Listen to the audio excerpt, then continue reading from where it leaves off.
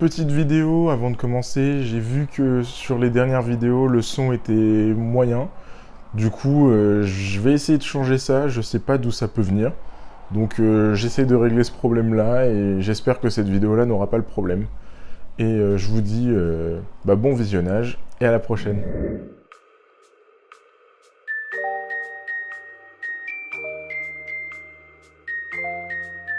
Bonjour à tous, au masculin et au féminin, j'espère que vous allez bien aujourd'hui. Pour ma part, ça va plutôt bien. Et aujourd'hui, c'est une vidéo un peu particulière, tout simplement parce que ça va être la vidéo Mangatech. Une vidéo qui est souvent demandée par les abonnés et puis souvent aimée par les youtubeurs. Donc je vais vous présenter ma Mangatech. La dernière remonte à il y a un peu plus d'1 an. Et je me suis dit que ça pouvait être sympa de faire une mise au point sur les dernières nouveautés et tout ce que j'ai eu entre deux. Donc j'ai environ 90 mangas de plus, à peu près. Et sans plus tarder, on va passer à la vidéo. Alors pour commencer, il y a des étagères Billy. C'est plus le vieux meuble que j'avais tout blanc avec les deux étagères noires, même si les deux étagères noires sont toujours là. Là j'ai acheté 2 meubles Billy pour pouvoir mettre les mangas. Les étagères Billy, c'est un petit peu comme... c'est un petit peu l'étagère phare du collectionneur de mangas, hein. C'est celle qui revient en premier dans une Mangatech. Avant de commencer, je vais d'abord vous montrer ces magnifiques cadres. Celui de Eren quand il est prêt à se transformer. Et celui d'à côté, vous le voyez très bien, c'est celui de Gohan en SSJ2. Il est vraiment magnifique. Après, en tant que fan, j'étais obligé. Hein. Celui de Gon. Ceux qui n'ont pas vu l'animé ni lu le manga, voilà, vous devez pas trop savoir pourquoi cette affiche est aussi importante, mais ceux qui l'ont vu, ils savent très bien ce que c'est. J'ai hésité à prendre la transformation, mais finalement je l'ai pris en Gon enfant avant la transformation. Et puis là, un magnifique Hisoka de toute beauté. Malheureusement, ces 4 cadres, je peux pas les accrocher parce que chez moi, le mur, il est... C'est du béton, de la brique, donc on peut rien planter. Donc je vais devoir attendre pour pouvoir les exposer, mais ils sont magnifiques. Après, toujours dans les cadres, j'ai 3 autres cadres qui sont magnifiques, qui viennent pareil de la même convention manga que j'ai fait. Et ils ont été, je les ai achetés au stand du youtubeur que vous connaissez sûrement, One Piece Passion. J'ai eu la chance de pouvoir les voir et discuter vite fait avec eux. Et j'ai même eu le droit à un cadre offert de leur part. Merci aux confrères si vous passez par là. Ces cadres sont tout simplement sublimes. Là, vous voyez, ils sont beaucoup plus grands que les autres. Un Freezer. C'est vraiment, waouh, moi j'ai kiffé. Au début, les cadres n'étaient pas de cette couleur-là. Ils étaient blancs, si mes souvenirs sont bons, et je les ai peints en noir, parce que en noir ça rend beaucoup mieux, c'est beaucoup plus stylé. Et là on a un Luffy, magnifique aussi. J'aime beaucoup le dégradé de couleurs qu'il y a sur ces cadres. Et le dernier qui m'a été offert par eux, par One Piece Passion, un Guts de Berserk. Regardez-moi ça. C'est magnifique. Pour finir avec le coin un peu goodies, tout ça, je vais vous montrer les figurines que j'ai. Ça n'a pas beaucoup changé, j'en ai pas acheté énormément. J'ai acheté juste une figurine de plus et puis voilà. Donc voilà mon petit coin figurine. Donc là on a Shoto Todoroki. C'est pas une qualité énorme. Je l'ai acheté sur Amazon, je m'en souviens, c'était l'une de mes premières figurines. Mais je savais pas que les figurines ne pouvaient pas être ouf. Enfin, ça se voit parce que quand on l'attrape, son buste il bouge. Bon, c'est pas très grave, hein. Quand on regarde son visage, c'est plutôt assez bien fait. Donc elle reste là, elle est sympathique. Une petite affiche de Demon Slayer. Le tome 98 en collector de One Piece juste derrière. Ça, c'est une affiche du manga Rando. D'ailleurs, allez voir ma vidéo sur Rando, vous allez voir, c'est génial. Rando, c'est un manga exceptionnel. Ça va sûrement évoluer au fur et à mesure du temps, donc vraiment, foncez. En plus, c'est français. Ici, on a une petite figurine de Emma dans The Promised Neverland. Elle est magnifique. Magnifique, j'aime beaucoup cette figurine. On a le tome 99 de One Piece juste derrière, en collector. Toujours mon Sangoku de Banque Presto. Vraiment, les détails sur cette figurine, c'est ma pièce maîtresse. Hein. Vraiment, elle est sublime. Pareil, une image de Rando du tome collector, du tome 3 en collector. Là. Une figurine de Lucie, toujours la même. Malheureusement, j'ai perdu la clé qu'elle avait dans la main. C'est un peu embêtant. Et sa mèche de cheveux s'est cassée. Donc bon, c'est pas très grave. Mais une superbe figurine de Fairy Tail. Le tome 100 en collector de One Piece juste derrière. Le Levi, que j'aime beaucoup aussi. Maintenant, pour ce qui est de la collection, ça n'a pas changé. Les deux artbooks de Fairy Tail, le Fantasia et le Harvest. Donc deux artbooks sympathiques. J'ai des tomes de l'édition, je crois que c'est Carrefour. Je suis plus sûr si c'est Carrefour qui faisait ce genre de choses ou qui fait encore. J'ai les deux tomes de Q, je sais même pas comment on prononce. C'est en 4 volumes normalement, ils ont regroupé ça en 2 gros formats. Et Poison City, pareil, en gros format, c'est 2 volumes normalement, et puis là j'ai le gros volume. Poison City d'ailleurs c'est excellent, j'aime beaucoup ce manga. Les bons petits plats d'un mangaka et la méthode pour dessiner des mangas.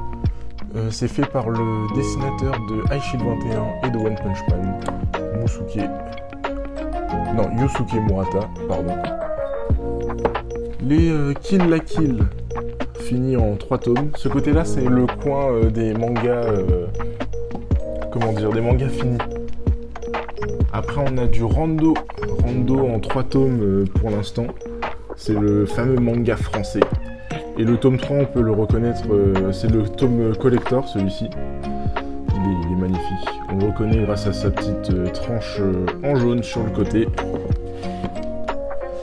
Les Monster Hunter Orage, les 4 tomes faits par Hiromashima.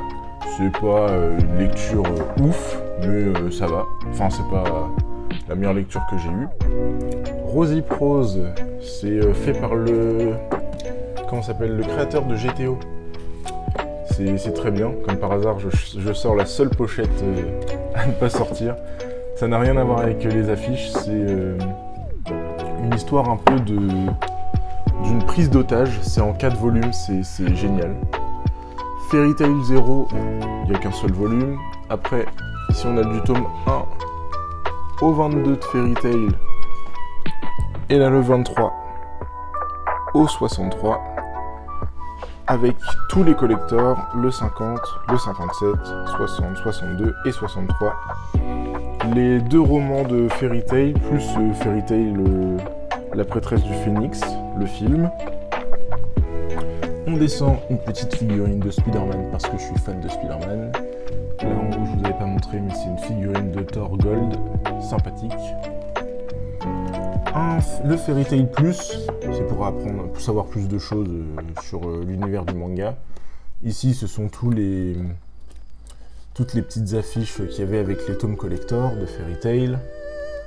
Là, toute la collection des Kuroko's Basket, les 30 volumes avec les extra games, le tome 1 et 2.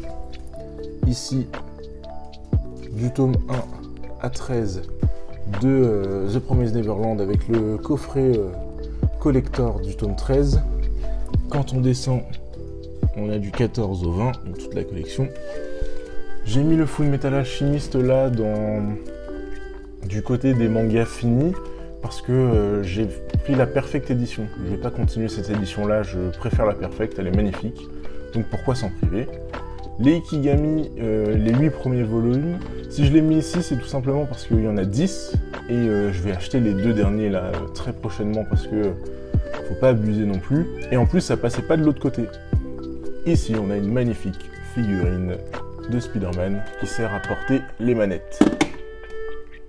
Du côté des mangas pas finis, Donc ça c'est ce que j'ai en cours là, de la Mangatech, la bibliothèque qui est sur la droite, c'est celle qu'il faut que je finisse, que je complète les mangas.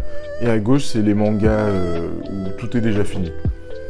Donc on a le tome 1 de Qui est I. Moi je l'ai mis là parce que c'est un grand format mais c'est pas dans mes priorités.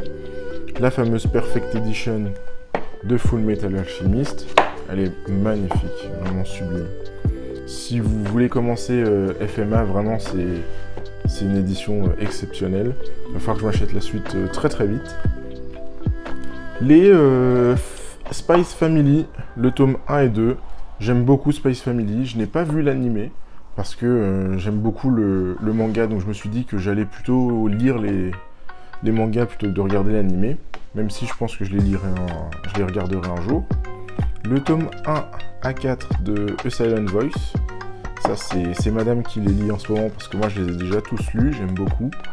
Et je me suis dit bah autant les acheter. Du tome 1 au tome 23 de Food Wars, alors j'ai bientôt tout, j'ai pas encore tous les tomes. Il y en a 36 il me semble, il faut vraiment que je complète cette série pour pouvoir la passer de l'autre côté, ça va être vachement cool. Là, au niveau des Hunter x Hunter, c'est mon œuvre préférée, c'est l'œuvre incroyable. J'ai découvert assez tard, c'est pour ça que j'ai pas tous les volumes. J'ai du 1 au 7 et j'avais envie de lire la suite, vu que l'auteur annonçait son grand retour. Donc j'ai acheté le 32 et le 33. Radiant, du tome 1 à 9, le manga français de Tony Valente. Et quand on descend ici, on a le tome 10 à 14. Radiant, c'est exceptionnel, c'est un manga incroyable. À côté, le coffret de One Piece, vous l'aurez reconnu, hein. Donc le coffret 10 Blue, il va falloir que je m'achète le Alabasta. J'aime beaucoup ce coffret, vraiment je le trouve splendide. Il est magnifique. J'aime beaucoup. Donc dedans, c'est les 12 premiers volumes, hein, tout simplement. Hop, on remet ça à sa place. Le tome 96 et 97 de One Piece. Après, chez My Hero Academia, j'ai du tome 1 à 25 ici, avec l'Ultra Archive. Ça parle un peu de ce qu'il y a au niveau des personnages et tout, quand on a envie de savoir quelques trucs. Et quand on descend du tome 26 au 30, vous savez ce que je pense de My Hero Academia, je trouve que c'est un très bon manga, mais ils auraient pu faire mieux selon moi. Demon Slayer, du tome 1 à 9. La petite nouveauté, c'est aussi Détective Conan. J'ai du tome 1 à 13. Je suis en train de tout refaire, là c'est... J'aime beaucoup Détective Conan, mais va falloir que je m'accroche parce qu'il y a 99 volumes, il me semble. Assassination Classroom, du tome 1 à 4. J'ai déjà vu l'animé, mais c'est pas dans mes priorités d'achat, parce que je connais l'histoire, j'ai déjà tout lu, tout vu, tout ça. One Punch Man, du tome 1 à 13. One Punch Man, c'est... Est-ce qu'on a vraiment besoin de présenter One Punch Man aujourd'hui? Je ne pense pas. J'ai fait une pause parce que c'est pas dans mes priorités non plus. Sky High Survival, un très très bon seinen que j'aime particulièrement grâce à l'animé. Du tome 1 à 3, il va falloir que je lise la suite. Alors là, c'est spécial. Cigarette and Cherry, un manga que j'ai eu dans une boîte à livres. Donc c'est pour ça qu'il n'y a pas de jaquette, parce que moi de base j'aime pas trop quand il n'y a pas de jaquette. J'ai pas encore lu, je sais pas ce que ça vaut. Donc je préfère pas me prononcer, je lirai, je vais voir combien de volumes il y a. On descend encore. Et les Sergents Keroro, ça n'a pas bougé. Le premier, le 7, 8 et 9. Il va falloir que je m'achète les autres sur internet parce que vraiment j'ai fouillé, il n'y a rien en magasin. Sergent Keroro n'est pas du tout un manga connu, ça m'étonne parce que vraiment ça a bercé mon enfance. Le tome 1 de Mushoku Tensei que j'ai acheté après avoir vu la saison 1 de l'anime. J'aime beaucoup Mushoku Tensei, c'est le seul isekai que j'aime bien. Earth Gear, fait par le créateur de Black Torch si je dis pas de bêtises, j'ai pas lu Black Torch. J'ai lu le tome 1, Et là je suis un peu bloqué au tome 2, ça me passionne pas plus que ça. Je suis pas sûr de continuer, je vais voir à la fin du tome 2. Les 13 premiers tomes de SNK, on ne présente plus. Voilà, c'est un classique maintenant. Naruto, pareil, un grand classique. Ça, c'est les mangas qui sont pas dans mes priorités d'achat parce que je connais l'histoire, donc j'ai pas envie d'acheter ça en priorité. Du tome 1 à 5, ensuite le 7, le 14 au 16, le 27, le 29 et 72. C'est dans le désordre parce que je les achète en occasion, parce que je vais pas acheter 72 volumes en neuf, faut pas croire. Ça coûte cher quand même les mangas. À côté, dans la même boîte à livres, les Samouraï 8, le tome 1 et 2. C'est pour ça qu'il n'y a pas de jaquette, parce que trouvé dans la boîte à livres aussi, la même. Ici, Moonlight Act, un manga pas du tout connu. J'ai lu le premier tome, j'aime beaucoup les dessins, c'est ça qui m'a attiré d'ailleurs, les dessins. Faut que je commande la suite parce que j'ai trouvé ça vraiment sympa et je pense que ça peut être une très très bonne histoire. Dr Stone, tome 1 et 2. À ce qui paraît, on ne retrouve plus des jaquettes comme ça maintenant de Dr Stone, c'est un peu devenu des sortes de collector. Donc je suis un peu content, même si Dr Stone j'ai eu du mal à accrocher. Je vais m'acheter la suite et tout relire pour voir si j'aime vraiment pas ou si je change d'avis. DBZ, c'est pas du tout mon style. Le tome 1, 2 et 3. Donc tout le monde connaît Dragon Ball, c'est un classique. High Shield 21, le tome 2. Eden Zero, le tome 1. Ici on a du Dragon Quest, le tome 1. Il va falloir que je m'achète la suite parce que le début était un peu pas terrible et au final j'ai surkiffé. Juste ici, on a le tome 1 de Dreamland. Donc un manga français, pareil, sûrement le plus populaire des mangas français, fait par Renaud Lemaire. Je vais acheter la suite. Je l'avais eu d'occasion, c'est pour ça que je l'avais pris et j'aime beaucoup. J'avais lu une première fois ce manga et j'avais pas trop accroché, mais au final c'est vraiment sympa. Et ici, c'est tous les Air Gear. Enfin, pas tous, pas toute la collection, mais tous mes Air Gear. Donc j'ai le tome 1, 2, 3, 4, 6, 7, 9, 10, 14, 18 et 20. Pareil, tout est dans le désordre tout simplement parce que j'ai tout acheté d'occasion. Et c'était un manga à 1 €. Donc je me suis dit, autant les acheter, ça vaut le coup quoi. Et pour finir, la Brigade immunitaire, le tome 1 et 2. Il va falloir que je m'achète la suite parce que je trouvais ça vraiment sympa. Voilà. Donc voilà pour la présentation de ma mangatech. Les mangas qui étaient couchés, c'est juste parce que j'ai pas assez de place pour l'instant. Parce qu'en bas, j'ai des gros livres, là, des gros romans de chaque côté. Donc c'est un peu compliqué. Et je sais pas comment les arranger pour l'instant. Parce que je voulais vraiment faire une partie, les mangas finis, où on n'en parle plus, ça y est, c'est fait. On passe à autre chose. Et de l'autre côté, les mangas qui sont en cours, que j'aimerais continuer. Et malheureusement, une bille, c'est peut-être trop petit. Donc ça me fait à peu près 370 mangas environ.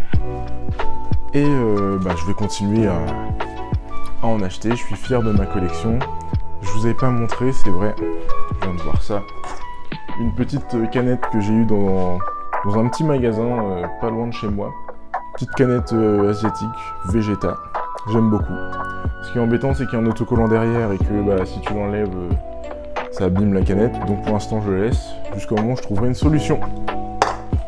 Voilà, c'est tout pour moi. J'espère que cette vidéo vous aura plu. J'ai hâte de vous retrouver dans une prochaine vidéo.